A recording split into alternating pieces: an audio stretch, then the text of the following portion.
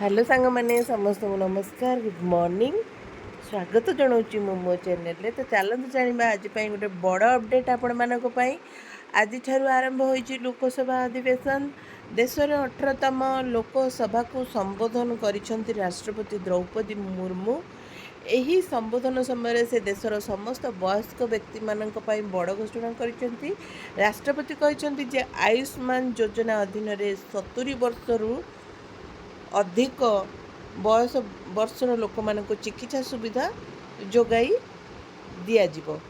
लोकसभा निर्वाचन समय रे जारी होइतिबा घोषणानामा रे एही प्रतिश्रुति देइथिला भारतर जनता पार्टी।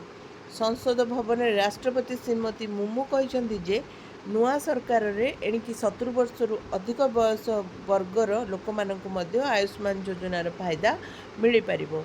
एहा व्यतीत जरूरी यह व्यतीत कृषक मानक लगातार प्रयास जारी रखिछंती केंद्र सरकार। दायित्व नेबा मात्रे कृषकों अकाउंट को 20 कोटी टंका ट्रांसफर कराइथिले प्रधानमंत्री नरेंद्र मोदी।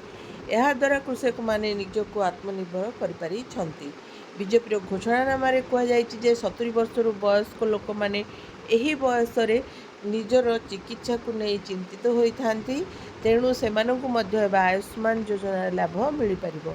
एथिपई आयुष्मान भारत योजना को विस्तार करने सह सेमानंकु मागणा एवं उपयुक्त चिकित्सा सेवा जोगाई दियाजिबो। 2019 मसीह तत्कालीन अर्थमंत्री अरुण जेटली यही योजनार शुभारंभ करथिले। एहाकु प्रधानमंत्री जन आरोग्य योजना मध्य कुहा जाए। वर्तमान यह द्वारा 5 लाख टंकार सुविधा मिल पारुछि। तो धन्यवाद बंधुगण। आज वीडियोटी केमती लगिला निश्चय कमेंट बॉक्स रे कमेंट करी जणैबे। जदि वीडियोटी भल लागि ताले गोटे लाइक निश्चय करिवे। जदि आपण चैनल नुआ अछंती ताले चैनलटी को निश्चय सब्सक्राइब कर देबे। वीडियोटी अन्य मानक पाखु जल्दी शेयर कर देबे।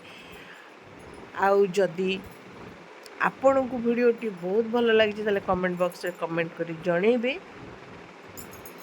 पुणी देखा आपण मान सहित गोटे एमती वीडियो रे। से पर्यंत मो रहुछि जय हिंद जय भारत वंदे मातरम जय जगन्नाथ।